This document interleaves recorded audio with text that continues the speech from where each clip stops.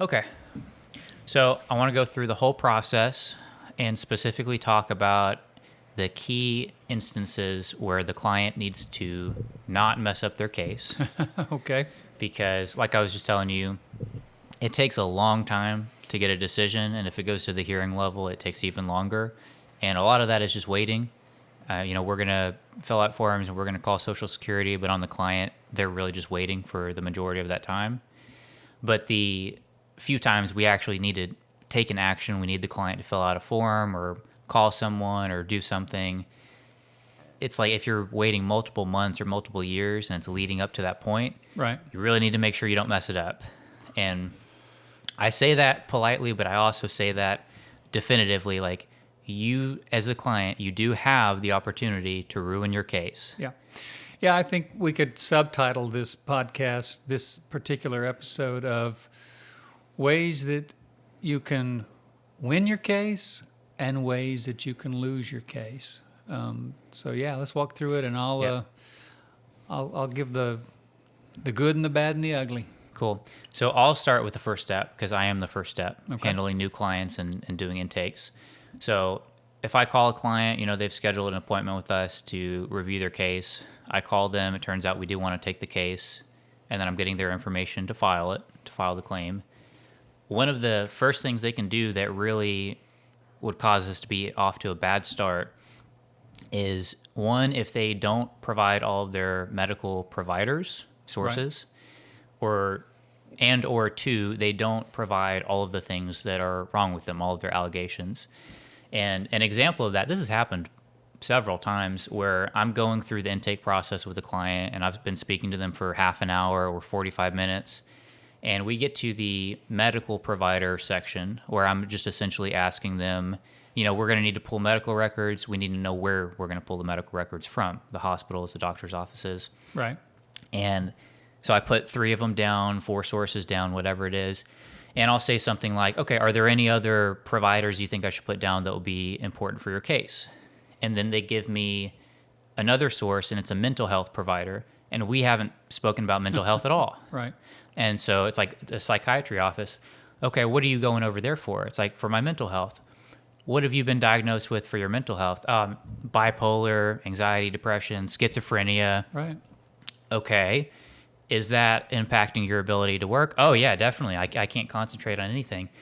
Okay, well, I'm really glad I asked about Right. that, because It'd be nice to know that. Yeah, if I didn't. What we see also is if they have been living with a condition for years and years, and they've worked, the big one we see is diabetes. They're insulin-dependent Yep. diabetes.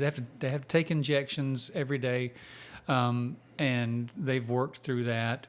And then all of a sudden they develop some, neurological conditions. Their hands aren't working right, can't feel their feet very well, and they're noticing, some things that they attribute to maybe an arthritis or something like that. So they're, I just can't do it anymore, and they file, and they just don't bother to tell anybody that they're insulin dependent diabetic. And you might have lived with that, and it might not have been on its own disabling, but one of the great things about the Social Security disability law when it was written was that anybody looking at a disability claim to make a decision on it must consider the whole person. They literally call it the whole person law. And it is anything physically you got going on with you and anything mentally going on with you. And we see that a lot, we see it a lot, actually, that they've been dealing with some conditions, since they were maybe even teenagers, and they've worked for 20 years, but then there's something that makes it to where they can't work, and that condition that they've been dealing with for decades, they just, it's so normal to them that they don't see it as an impairment, so they don't list it with you in the intake. Or we discovered in the medical records, the 48-year-old, insulin dependent, is here for their migraine problems. Well, you told us about the migraine problems. You didn't bother telling us that you were insulin dependent. And that's the number one thing that we see, actually. Diabetes is, they've lived with it for so long. It becomes their morning routine to give themselves a shot and stuff like that, that they just don't, they don't think about that. But when you start asking about some of the telltale symptoms of diabetes, you have numbness or tingling in your hands? Yeah, I've had that for a while. But you're applying because of migraines. Okay. What about any kind of, when you cut yourself, does it take a long time to heal? Yeah, it does. That's kind of weird, but yeah. Okay, well, that's another byproduct of diabetes. And Social Security has to consider that. And of course they would. I mean, they would see the medical records. And most of the time, if they're worth their salt, they'll say, well, Mr. Smith didn't allege this on his case, but we found it in the medical records and we are going to assess it. But it'd be a lot easier if Mr. Smith would actually tell us about it so that we could put it as far as the allegation and then question them about any telltale symptoms that they have from those things. And it would just make it a little bit easier for us. Like you said, the mental health thing. Yeah, well, I've been on Prozac for 20 years. Yeah, well, so you suffer from depression. Yeah, but I've been living with that. Well, if you combine it with something else, do you think that makes it really hard for you to work? Yeah, well, yeah, now that you mention it. Yeah. Well, yeah, I shouldn't have to mention it. You should mention it first. So. Yeah, and like you said, we can always add stuff on after the fact. It doesn't have to be on the application necessarily, because a lot of times while you're waiting for a decision, your condition gets worse, or you get diagnosed with something new, and we can add that in. Sure. But to have the best chance of approval, we want to get everything right the first time, which means we have all the medical providers, so we know where to look for the medical records, and we have all of the allegations or all of the disabilities that are contributing, well, all of the conditions that are contributing to your disability.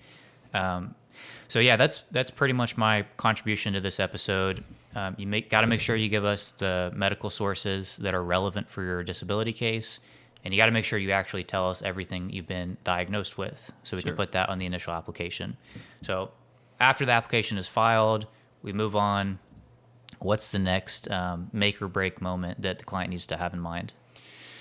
Yeah, well, the initial claim is going to be decided by the DDS, the Disability Determination Section, and they're in every state. It's kind of confusing to a disability claimant because it's a state agency that processes this federal program, and that's where I cut my teeth at my state's DDS. But that's the way it is. I mean, that's the way that it was put together many years before you and I even cared about it. And people who are applying for disability are going to get inundated by forms. Mm-hmm. If you say that you have arthritis or anything that's pain producing, you're going to get what they call the pain questionnaire. And it's literally going to ask you about where's your pain. Is it a stabbing? Is it a throbbing? Is it a sharp pain? Is it constant?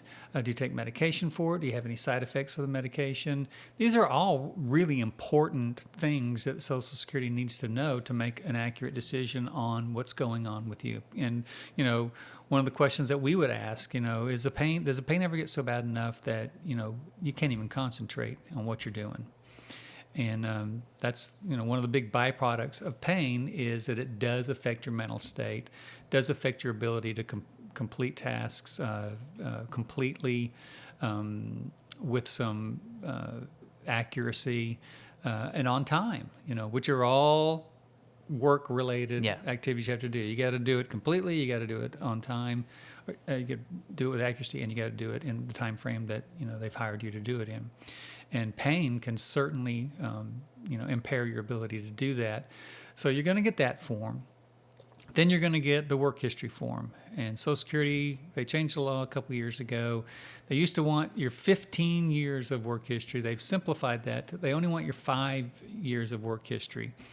And it's it comes in a form that, they think that you could have 8 or 9 jobs. So there are 8 or 9 pages of this. It's the same form, but for each job you have to fill that out.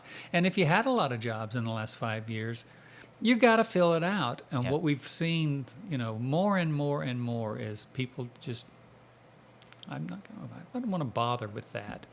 And I'm going to tell you in a minute why that's really fatal for your claim.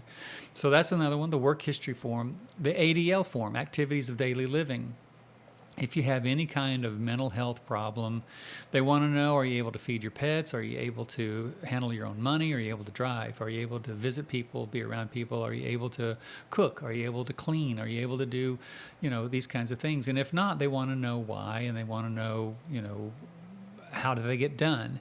Because it's just not reasonable for a claimant to expect Social Security to believe that I never wash the dishes, or the dishes in my house never get done.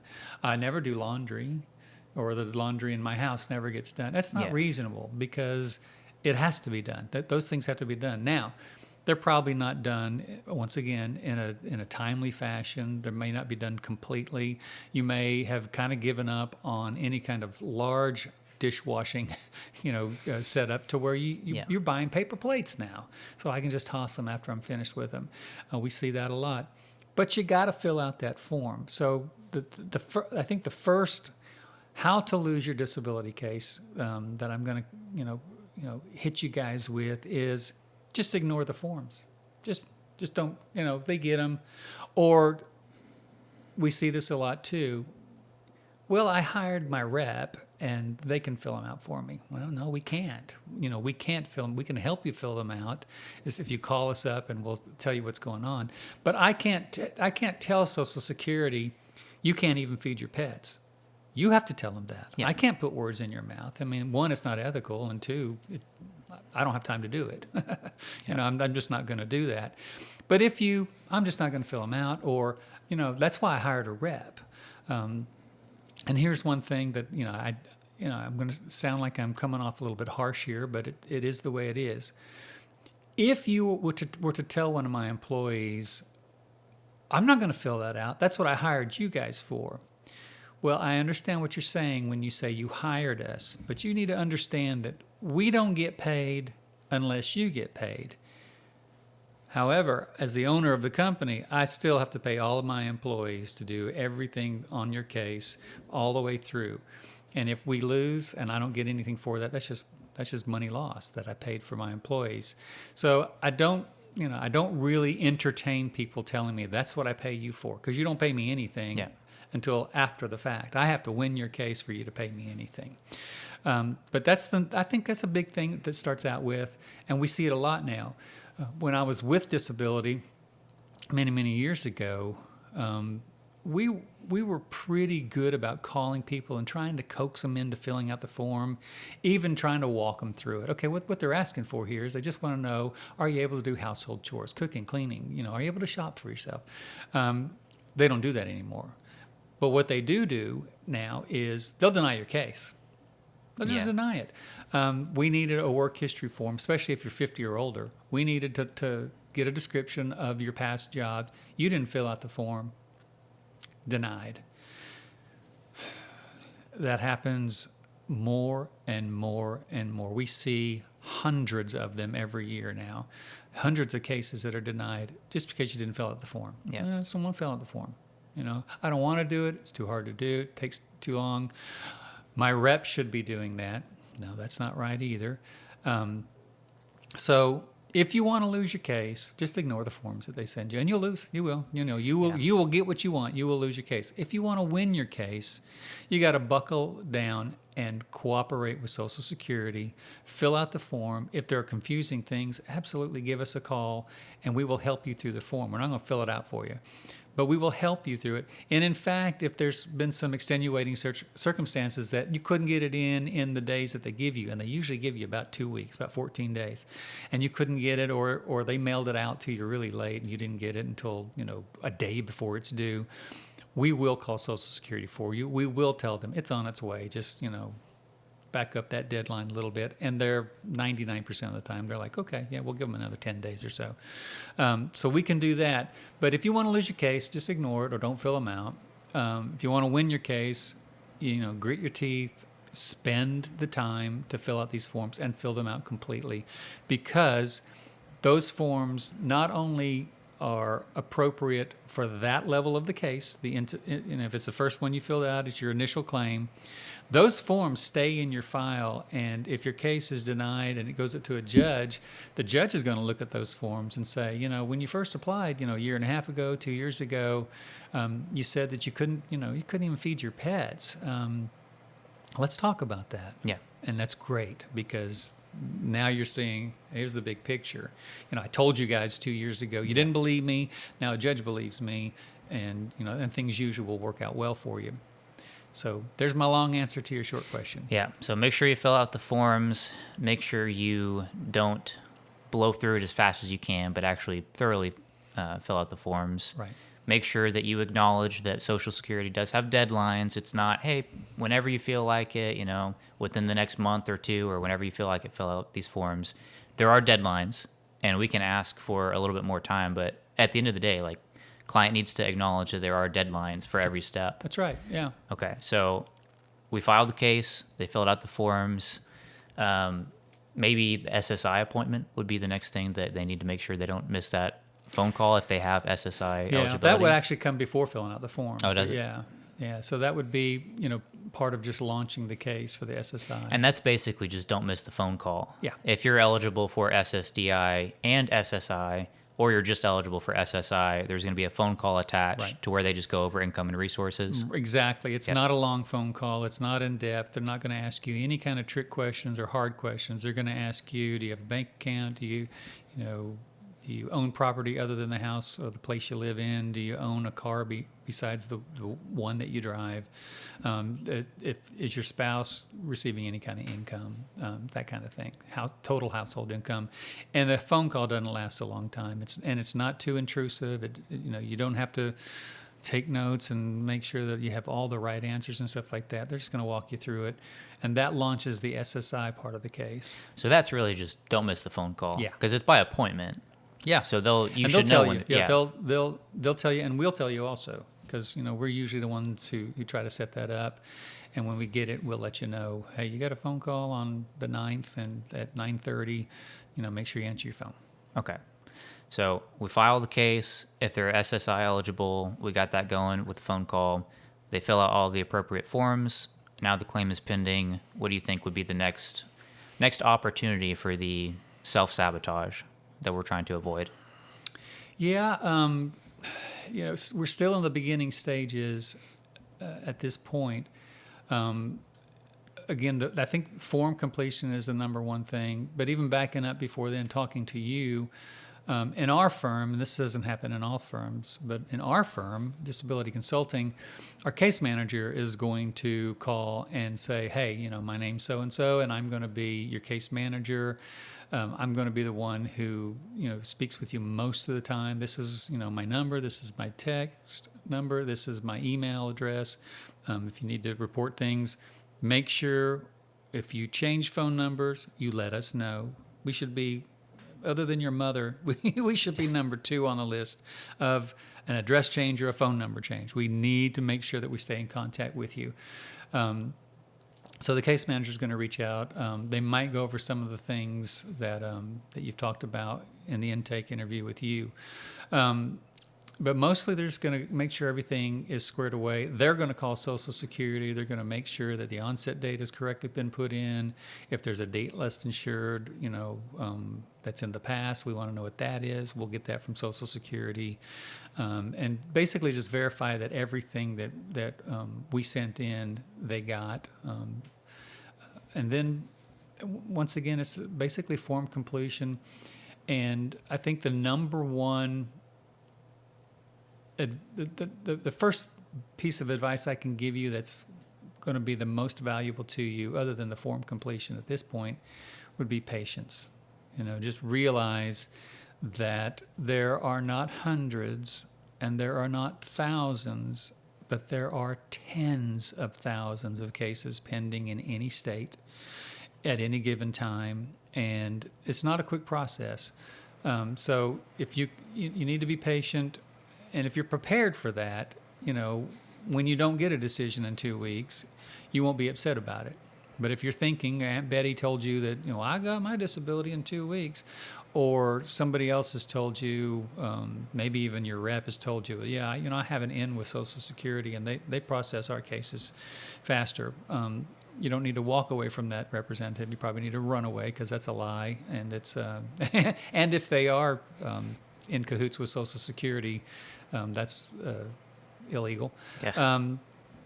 And we won't make any promises like that. One of the things I love about this company is that we'll shoot straight with you, and we'll shoot straight with you throughout the entire process. If there are things that come up that are just absolutely, you've got to be kidding me. Okay, you told me that you haven't had a drink in 20 years. I just got a medical record that said you went on a bender, last month, 7-day bender.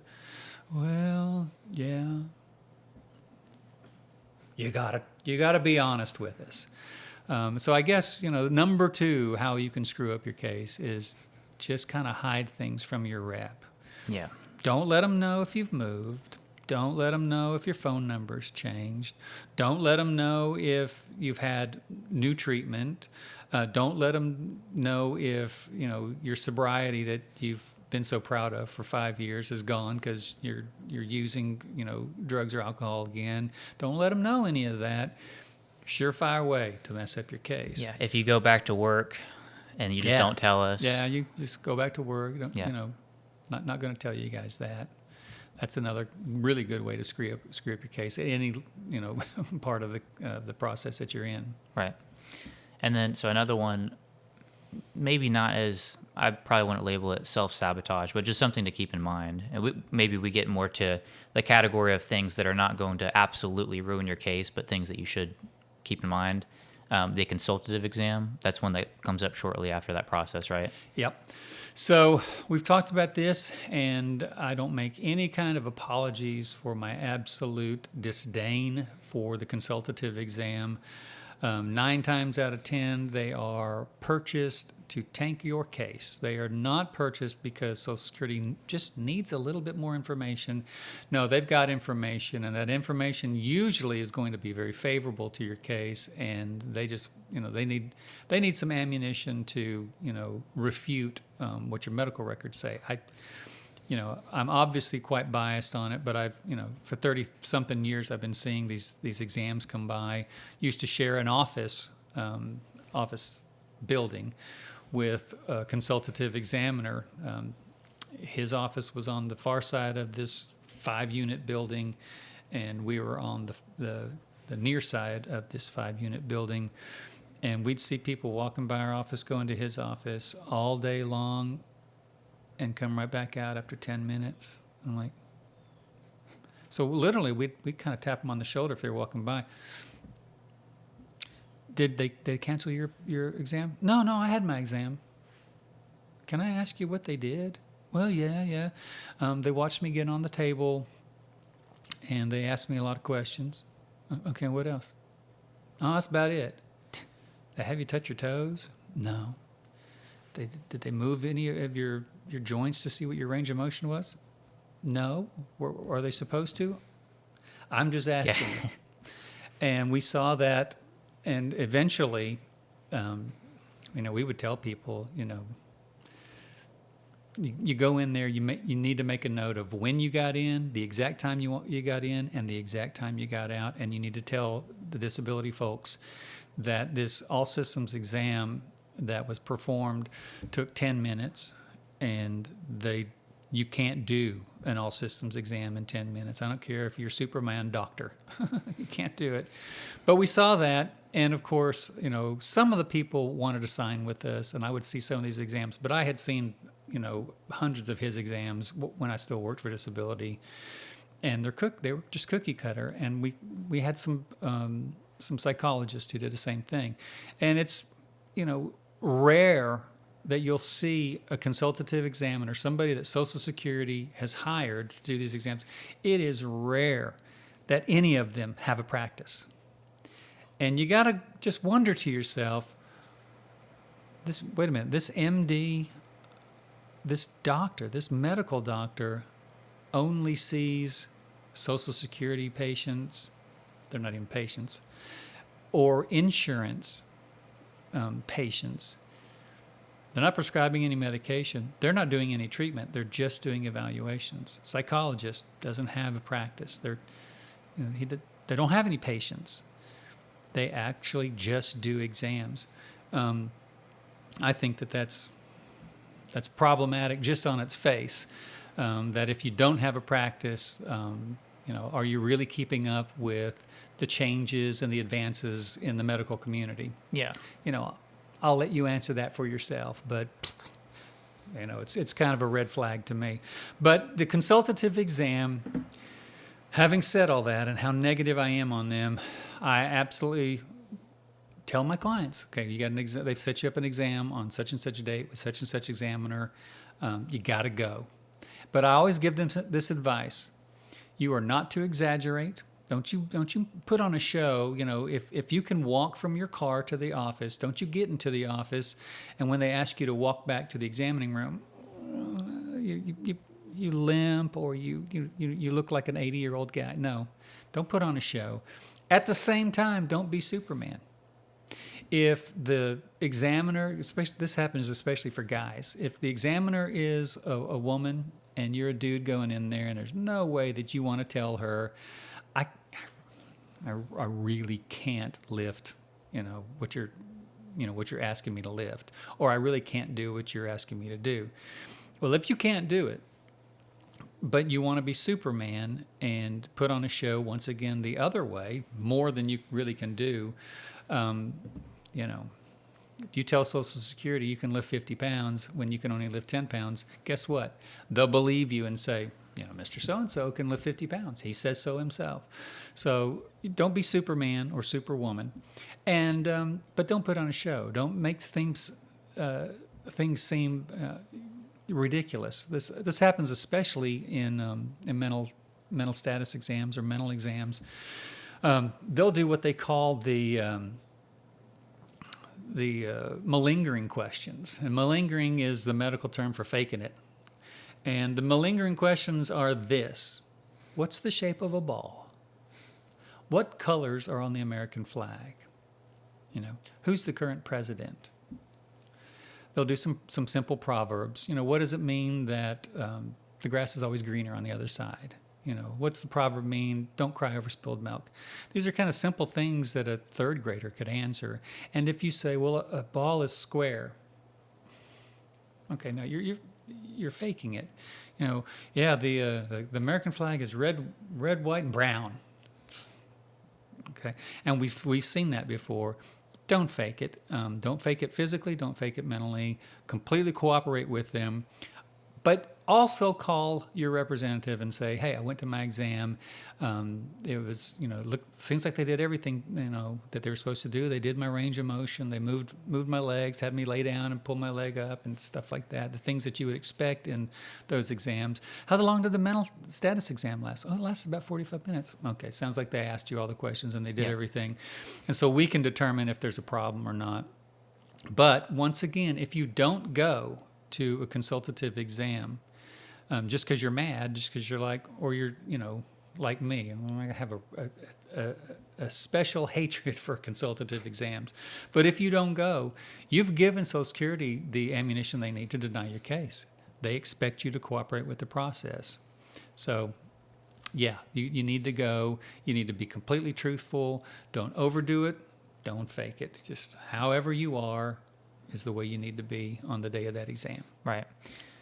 Yeah, so the theme of everything we've talked about so far, and probably is going to continue at future steps of the process, is just it's okay to disagree with the program and complain about the program and be mad about the program, but you still have to play their games. Yeah. If they ask you everything that's wrong with you, you have to tell them. If you have an appointment to go over your SSI, income and resources, even though we already asked you about that, why do I have to do it again? You got to do it again. Yeah. All these forms. Why do I have to fill out all these forms? Can't my representative do it for me? You can complain, but don't let that actually ruin your case. Yeah. And, I always say trust the process. I usually say it in the hearing because in the hearing, and we'll talk about it in a minute, I'm sure. In the hearing, you want to tell your whole story. and that's cool. But there are times to tell the whole story and tell your story, and then there are times when you just need to do what they ask you to do, and trust the process. And like you said, the process, one, there's nothing fun about it, and nothing quick about it. And if you trust what your cousin tells you about their case, that may not apply to you. You know, well, I got my disability. I tell you what, I went to an exam and I just acted crazy. You know, that's how you get it. Okay, well, that's not trusting the process. That's trusting an idiot. And don't do that. You know, you need to be honest. You need to absolutely do the things Social Security asks you to do. Trust your rep. Once again, I don't get paid unless you get paid. I have a vested interest in you winning your case. Yep. I'm going to do everything in my power for you to win your case. So you need to just trust the process, trust your rep. Try not to listen to other people who are telling you things that are just kind of unreasonable. You know, it's unreasonable or unethical. You know, Yep. if it doesn't make sense for you to do something like that, don't do it. If it's unethical, absolutely don't do it. What we see a lot of times, and I think one of the benefits of having a representative is that, you know, we'll also play cheerleader. I call it cheerleader, but it's just we'll encourage you, because if you get denied, you know, at the initial and especially a reconsideration, you know, you got a 10% chance at that level. It's so very rarely won. A lot of people are like, one of my best friends, one of my drinking buddies, basically, down the street, he got his disability because he said he was depressed. He's the happiest guy I've ever met. I'm sitting here and I can barely get out of bed in the morning. I've been denied twice. Just forget it. Well, once again, that's not reasonable. And if you find yourself comparing your claim to somebody else's claim, that, you know, everybody's got these wonderful success stories. You know, I got my disability in 2 weeks, or I got my disability because I walked into the consultative exam. I just pretended I was crazy. They're probably pulling your leg. But secondly, you don't pay attention to that garbage. Stick to your guns. Be reasonable. Be ethical. And you know, and if you are disabled under the law, you know, just trust that things are going to work out. Yeah, makes sense. Okay, and then we're going to assume, as we go through this, we're going to assume that the client keeps on getting denied, because if you get approved, then we're good to go, yeah. and everyone's happy. So assume they get denied the first time. I would imagine the next thing that they could do to really mess up their case is, you know, they get denied, they get a denial letter, we get a denial letter that clearly states if you disagree with this decision, you have 60 days to file an appeal. And we call them and they don't pick up, and we call them and they don't pick up, and now it's 58 days and we call them and they don't pick up, and now it's 80 days and it's like, Yeah. and then they call us and like, so what's the status update on my case? Absolutely. And an overarching part of what we're talking about today would be deadlines. You're going to have deadlines to fill out forms and send them in. You're going to have deadlines to file appeals, which are usually 60 days. And if you miss those deadlines, Social Security loves it, because they don't have to do any more work on your case. They issue the denial. And when you call them and you say, I can't believe that you guys denied me 80 days ago, I want to appeal. Well, you can't appeal, but you can start all over. Yep. Well, are you saying that they're going to make me fill out all those forms again? Yep. No, they're not. Yes, they are. Am I going to have another SSI interview? They have to call me? Yep. And I'll tell you another thing is, it's really difficult for a representative to not hear from you in those 60 days that we're going to file the appeal, but we've got to talk to you. First of all, we have to know, do you want to appeal your case? I mean, they've denied it. Here's what we think. Here's why we think the denial is wrong, and we're willing to appeal it. We need to talk to you about that. But if we don't talk to you at all, it's kind of like, you know, are we just going to appeal it on our own? Nope. Yeah, they might have gone back to work. They might have gotten better. Yeah. So we have to talk to you. But if you've you're just dropped off the planet, or you're not, I don't want to deal with you guys. I'll deal with you later. And if later is after that 60 days, you're probably not going to want to deal with us at all. And I can almost guarantee you that if you had that attitude, I don't want to deal with you at all, and I'm not going to take your case the next time around. Hey, I got to start all over. They told me how to start all over. Let's go. You guys make a new application for me. No, you're on your own, or get somebody else. We need to be in partnership with this. Trust the process, trust the rep. I'm going to trust you to tell me everything that you need to tell me. I'm going to trust you to keep in contact with me, because I'm going to try to keep in contact with you. Yeah. But if that bond of trust is broken, it's real hard for me to, tell my employees, yeah, they ignored us for a few months, but they're promising that they're not going to do that this time, and Yeah, or they missed their hearing, but we'll just reschedule it and hope that they don't miss it the second time. Exactly. Yeah. Exactly. Well, let's skip around to the hearing, because I know you're probably going to have a lot more to say about that specifically.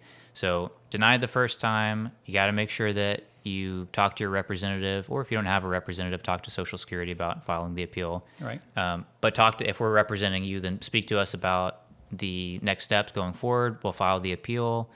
And then, unfortunately, you are statistically probable, or it is statistically probable that you get denied a second time, which is same thing, another denial letter. You have another 60 days. And at this point, we're actually requesting a hearing with the judge.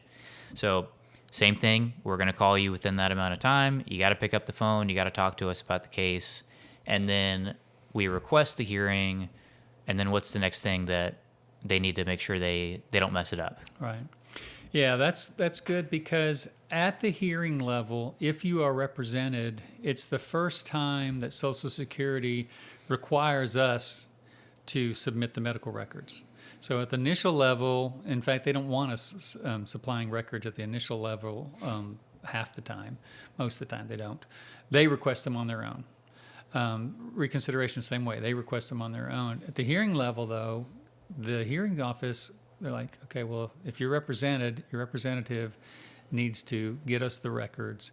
So once again, not keeping us posted on treatment is a surefire way to maybe not lose the case, but really make it hard to win. And we will talk to you throughout the process.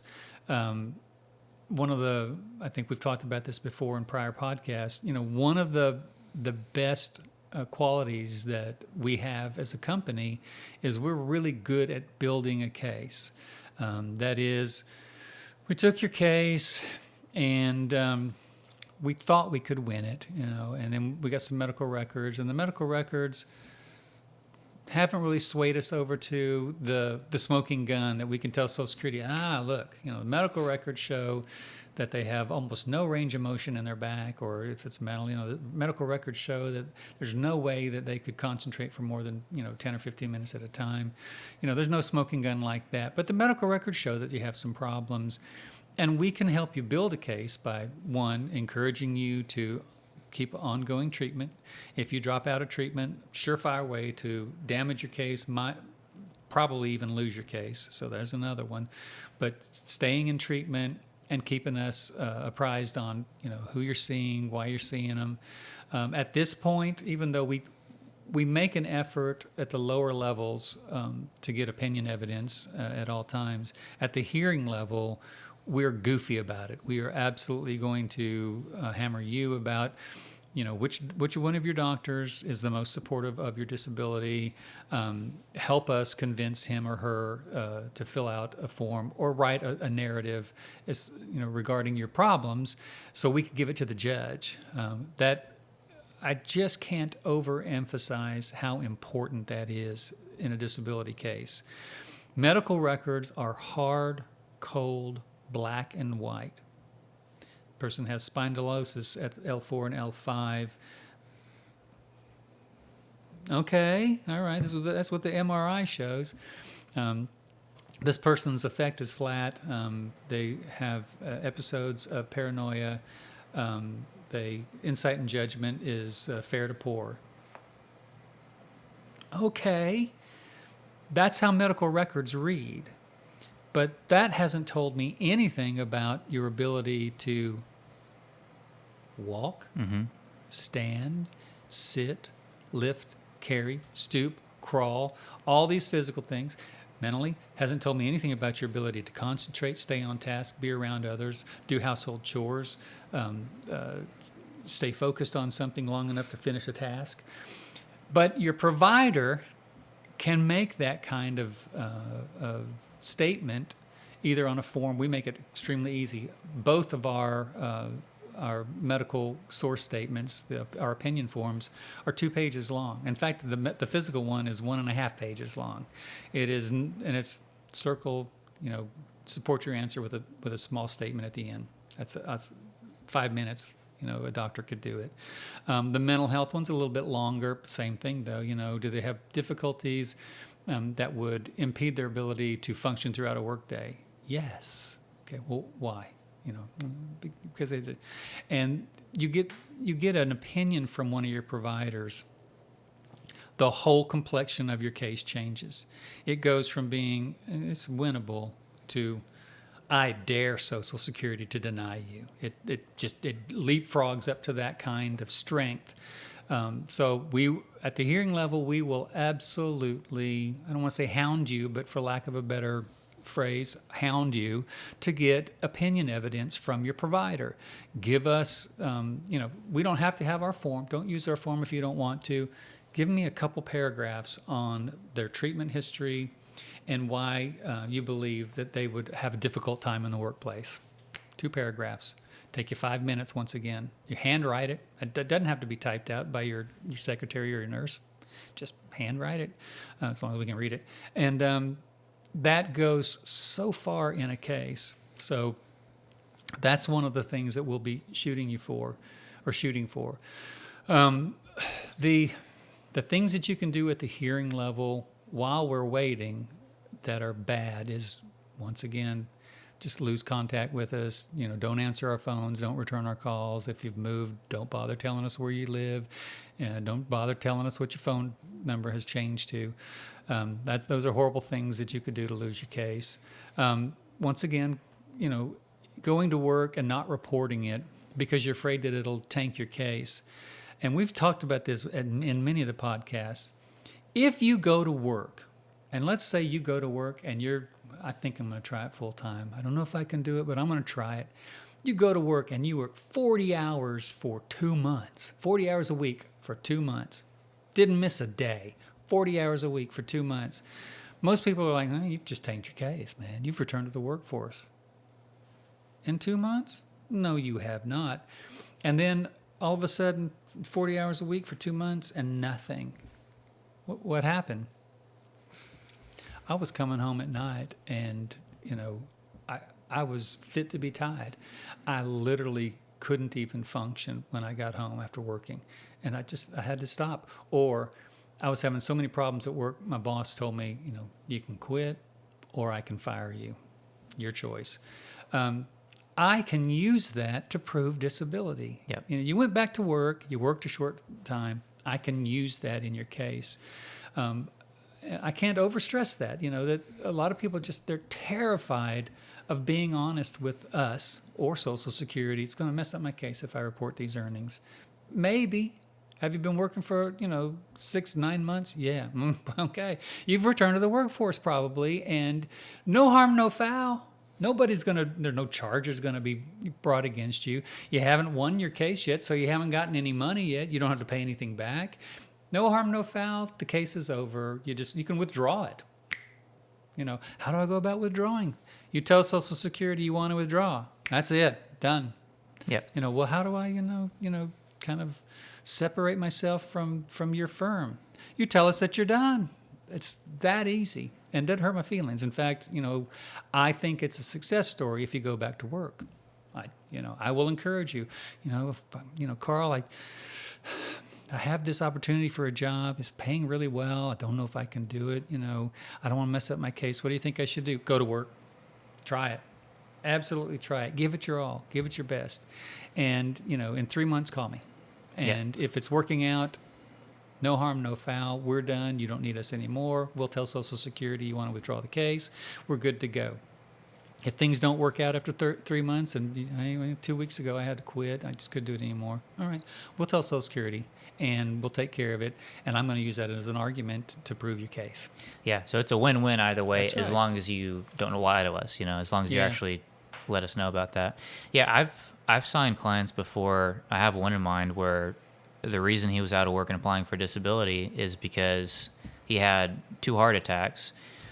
Heart attack 1, out of work for multiple months, and then he tried to go back to work, and he literally had a second heart attack while he was working. It's like, that is pretty concrete evidence that Yeah. you're not going to be able to go back to Yeah, work. that's wonderful proof. Yeah.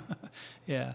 So, walking a little bit further towards the hearing, the closer we get, you're definitely right out of the gate. We're going to send you a form on what to expect at the hearing, stuff like that.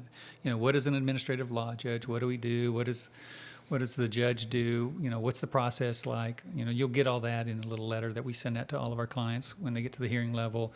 And then the closer you get to the hearing, your case managers can call you up and say, okay, we're 75 days out. We're 2.5 months out. We want to make sure that Social Security has all the right medical records. Who have you seen in the last 3 months or so? Okay, we'll get them and we'll send them in, and we pay for them. We pay for the records and we send them to Social Security.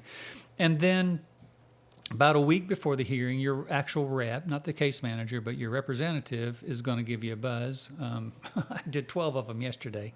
The representative is going to give you a buzz and say, okay, this is what time the hearing is next week. Let me tell you exactly how they go. I'm going to start when the phone rings, because most of them are by phone now. I'm going to give you an idea of when they call you, what they're going to say. The first thing the judge is going to say when he or she introduces themselves. I'm going to tell you what kind of questioning is going to happen right out of the gate. When it's my turn to question, the kinds of questions I'm going to ask you. I'll even tell you some of the questions I'm going to ask you, and I'm going to ask you in our prep. How would you answer that next week? When we're in front of the judge, I've just asked you how long you can be on your feet. What would you tell me? 15 minutes? Great answer. And I'll give you a prep. That's what's going to happen. I'm going to tell you about the vocational witness who's at the end of the hearing and does some testifying, so you won't be that nervous. And then the hearing is going to come around, and everything that I've told you is going to happen. And I hope that everything that we talked about will put you at ease. I don't want you to be completely at ease, because it's a big thing. You've been waiting a long time for it, so you're going to be a little bit nervous, but that's okay. But I do hope that you remember the things that we talked about in the prep, and once again, trust the process. I'm a stickler on, please don't ramble in a hearing. Trust that the judge is going to ask the questions that he believes or she believes needs to be asked. Know for an absolute fact that I'm going to ask every single question I think is pertinent to your case to win it. And then know that I'm going to cross-examine the vocational witness when it's my turn to do so. And I'm going to try to get from them things that are favorable to your case. If you trust that process, I don't think that you'll ramble in the hearing. And I'll give you an example of some rambling that doesn't go anywhere. It doesn't help you. In fact, it probably hurts you. Let's go with that same question. Well, how long can you be on your feet before you have to sit down because of your problems, your back problems, your hip problems, your leg problems, your knee problems, whatever? How long can you be on your feet before you have to sit down? Well, Carl, let me tell you, I was in Walmart, a couple of weeks ago, and my wife had to go up and down the aisles because I can't go up and down the aisles. And, I was leaning on the cart. I should have gotten a motor. Yeah. I asked you how long you could be on your feet. And we can talk about the Walmart visit later if you think it's appropriate, or if I think it's appropriate, but I don't think it's appropriate. I have asked you, or the judge has asked you, how long you can be on your feet. And in prep, I told you, don't ramble. Answer the question that's asked of you. So I need you to answer the question that's asked of you. And the correct answer is 20 minutes. Stop talking. Yeah. And once again, the overarching theme of this podcast: trust the process. If you say, well, 15 minutes, one of my follow-up questions might be, well, do you have an example of that? Has it happened lately? That you literally were standing and for 15 minutes and And it was so hard on you that you had to sit down. Yeah, I was in Walmart a couple of weeks ago, and I literally had to lean on the car. Yeah, there you go. There you go. So answer the question, trust the process. That's the big thing in the hearing. What you should have already been doing, and I trust that you will be doing throughout the initial and reconsideration levels, is not being deceptive at all about work or substance abuse. If it's in there, it's in there, and we'll have talked about it in the prep for sure. But don't get into a hearing and all of a sudden turn ashamed of substance abuse, and therefore you're just going to lie about it because it's in the medical records. Or what we see sometimes is, I'm trying to win your case. You have a horrible respiratory illness. You got COPD, blah, blah, blah, blah, blah, blah, blah, blah, and you're still smoking. And you don't want to tell the judge you're still smoking because you're afraid that he's going to lecture you, or you didn't want to tell me that you're still smoking. But the medical records from last week show he's still smoking. And you go in there and, the judge says, well, are you still smoking? Oh, no, Your Honor. And then you just stop. Well, the judge is going to ask you, well, the medical records show, well, I quit. When did you quit? Yesterday. Okay, well, that's not reasonable, and it's not going to advance your case. It makes you look like you were being deceptive. And, if you're still smoking, I'm still smoking, and I'm trying to quit, but it's just, I've been smoking for 40 years, and it's so hard for me to quit. It's a much better answer than, no, I quit yesterday. Yeah, because we can deal with it. I mean, substance abuse, if you're honest and we get to that point, we can deal with it. We can talk about it. It's not I think a lot of people think it's just an automatic denial. Yeah. Yeah, I think that's one of the people that maybe one of the viewers had asked a question, do you guys take people with a substance abuse history? Or I might have gotten that online. But anyway, that question has been asked. It's common, yeah. The question's been asked. Will you represent people who have a history of alcohol or drug use? And the answer is yes. We want to know more about that. The main thing is are you still using, is it material to your case? If you're a drinker, let's just say that you're an alcoholic. You drink every single day, and you still do. But you don't start drinking until 6 o'clock at night. You ever been fired from a job that you were working a regular daytime shift? No. I don't see how that's a material, alcohol problem. Mm-hmm. You haven't been fired. It hasn't interfered with your work. You drink, after hours. Might be hard waking up. You might feel like feel really bad for the first couple hours when you're at work. But if you're showing up and doing your job, hey, that's that. People who've got a history of rehab, we don't want to talk about that. Yeah, we do. Yeah, that shows that you're actually trying, to kick this. So just be honest. Trust the process. And be honest. Yeah. Okay, and then. Within the hearing itself, are there any other red flags or anything else you want to specifically bring up that could make or break the case? Because I know the hearing itself is like 45 minutes, right. So it's potentially 2 years leading up to this point, but then the hearing itself is like 45 minutes, and most of the time it's just the judge and the vocational witness speaking, right? Mainly the client is just sitting there listening. No, actually, for the first 2/3 are the claimant is completely involved. Okay, so there's back and forth, they're either being questioned by the judge. The judge will come out of the gate and ask questions about work. Have you worked in the last 5 years? Give us an idea of what you did at those jobs. Give me an idea of how much you lifted and carried. How long were you on your feet? Did you have to hire and fire people? Was it a skilled job? Stuff like that. After that, sometimes they'll turn it over to me to ask the medical questions. And my questions are always going to be functional questions based on your symptoms: standing, walking, lifting, carrying, household chores, concentrating, staying on task, being around other people being around you. The first 2/3 is, the claimant is the star witness in their own hearing. It's the last third where the vocational witness is the one who speaks. The judge will ask some questions about classifying any work the claimant did, and then some hypothetical questions, which they pertain to the claimant, but they always say, with an individual Mr. Smith's age, their education, and their work history, could this individual work if they had these kinds of limitations? And they'll go to the limitations. So, but yeah, it's I think the biggest thing to tank your case would to be disrespectful to the judge, interrupt the judge, or interrupt me even. If I'm giving an opening statement, interrupt the vocational witness. Well, Mr. Smith, he performed the job of forklift operator, and forklift operator is listed as a medium job. My job wasn't medium. My job was heavy. I had to lift. Horrible thing to do in a hearing. Please don't interrupt people. Let them do their testifying. People aren't going to ignore or interrupt you when you're giving your testimony. Please don't do this the same when the vocational witness is speaking, and certainly not when the judge is speaking. I mean, they control the hearing. That's the way Social Security has absolutely given them that authority, and they conduct these hearings the way they see fit. And 99 times out of 100, I agree with the way they conduct the hearings. I mean, they're cordial. Some of them are firm. Some of them are really, really nice. Some of them ask great questions. Some of them ask questions that are out of left field, but I don't care. I mean, are we trying to get the best? Are they trying to make the best decision they can based on the evidence they're getting? If I think that's true, I'm cool with it. So yeah, don't interrupt. Don't be rude.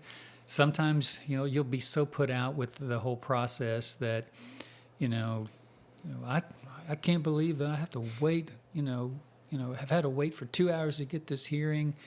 And then you're asking me these questions, and we haven't even talked about such and such. And I think that's a big part of my case. And you're just really, really being angry at the judge. It will go nowhere. It does not go anywhere. Just be cordial as best as you can, and trust the process.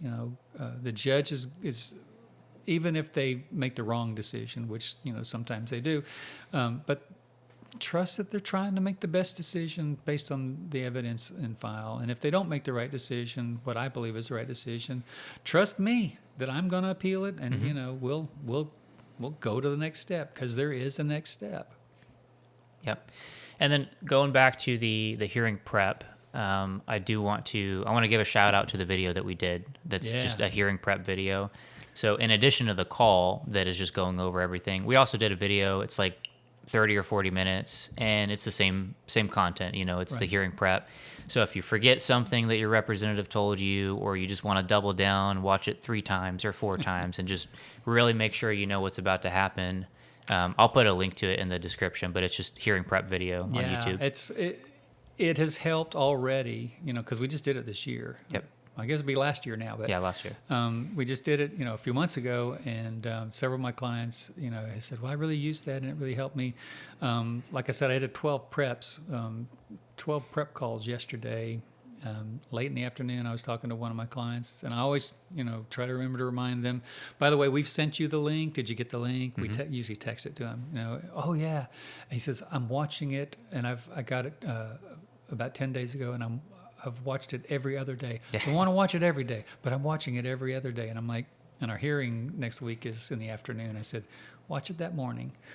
And it just basically says a lot of things that we've said today. Stay on topic, answer the question, and just answer the question, stuff like that. But yeah, the hearing video, it seems to be doing some good, and I'm happy about that. And hey, even if you're not working with us, if we're not representing you, then and you watch it. If you have a hearing coming up, and you're represented by someone else, or you don't have a representative, and you just want to go at it yourself, watch the video. I mean, that's gonna be aside from having a representative, that's going to be the next best thing, is having our advice. Yeah, because you'll know what to expect. Yeah. That's one of the reasons that when we first started, when I first started, before I even had employees, the prep was always important to me, because I try to put myself in my client's shoes.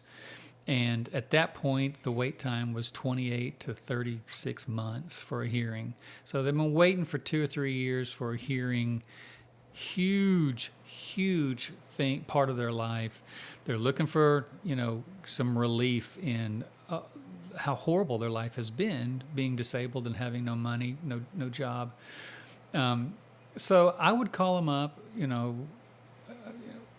If I was in their shoes, I would be terrified about this hearing that's coming up. And those days they're all face to face too. So now you're going in front of a judge. What do I wear? Am I able to speak? What do I call the judge? Do I call them ma'am? Do I call them sir? Do I call them your honor? Do I call them judge? Those kinds of things. I can put you at ease on all of those things. What to wear, how to talk, how to address them. I can put you at ease because I'm going to tell you exactly how the flow of the hearing is going to go, because they all go the same. Doesn't matter if I'm doing a hearing in Seattle or I'm doing a hearing in Miami. They're going to be the same. They're all basically formulated the same.